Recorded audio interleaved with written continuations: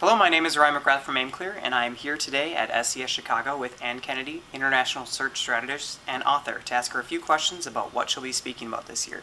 How are you today, Ann? I'm good. How are you, Ryan? I'm doing well. Enjoying our first day at SES Chicago. I have a few questions to talk about with her.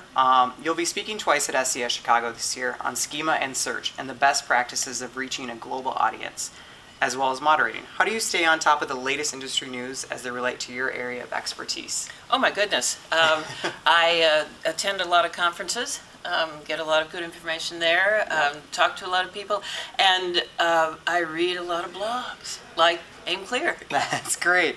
Can you give us an overview of what you'll be discussing in your session today, which is schema and search best practices to make the most of your markups? I'd be happy to.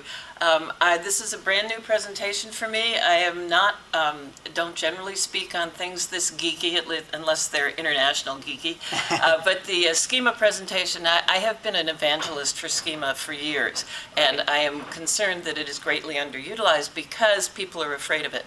And they shouldn't be afraid of it. It's easy to do, it's effective, and the search engines want us to do it, and so that's going to be my message. Then I have a co-panelist, Rich Benchy, from Algebraics, who's actually going to get into the nitty-gritty of how you do all this stuff. But if I can just convince people to take a look at it and start using it, I'll be happy. That's great.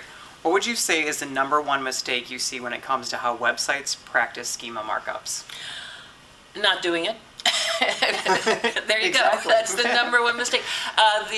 The percentage of market penetration of schema is something around 8%. Wow. It's ridiculously low, and the opportunity therefore is vast to get a first mover advantage.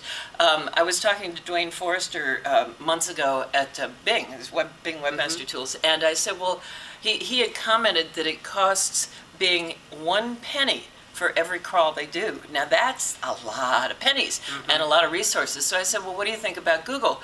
And he said, well, they have so many more crawls because their market share is bigger that it must be vastly more. So when we have something the search engine is actually asking us to do for them, we should be doing it. In your opinion, what are some of the best tools around for schema markups, and what are some of your favorite features of these tools? Oh, I'm not really the tools person. You should ask Rich that. I will have some reference guides in my presentation about some of the tools other people use, but I think that Rich is a better person. I know there are a lot of tools out there. I've seen a lot of lists of great tools that make it easier. I think there's even, somebody said there's even a plug-in for WordPress. Okay, great. What is the single most important rule of schema markup practitioners should follow? Do it. Do it. Great. Do it. So you start... I'll add to that because I was talking about this to a company in South Africa last spring, and they said, well, should we do it anyway? They're a classifieds advertising company, and they said it isn't supported yet. So I trotted back to my sources like Dwayne, and he said you should still do it even if your particular vertical is not yet supported, because it's pretty clear that it will be, and so you will be in position to have it. It's not difficult, it's just tedious. To use schema. Yes. But schema is part of a whole lot of things that I have been seeing coming down the pike that help us tell the search engines exactly what our content is. On the international side, we have the href language tag now, which is absolutely indispensable for geo-targeting your copy, and that didn't exist 2 years ago. But we can go all the way back to XML sitemaps, which, if you remember the old days of cloaking, and I've been around long enough to remember those days, that in the old days of cloaking, we were serving up content to the search engines that was different from what the users would see, and that was called cloaking, and they said it was a no-no. Well, then about 1999, they came out with XML sitemaps. What is that? It's Google-approved cloaking, what I like to call kosher cloaking. And ever since that time, because of the resources issue, the search engines have been giving us more and more tools to use. But there's another big reason too, and it has to do with Hummingbird, which just came out. And that is that Hummingbird is a complete redo of the platform to focus away from keywords and onto entities. In other words, strings to things. And so the point of all this, and I heard Matt Cutts talk about this a couple weeks ago at another conference, is that the point of all this is that the search is moving more and more onto mobile devices. It's moving more towards voice search. All of this is less keyword dependent and less text dependent and more about entities.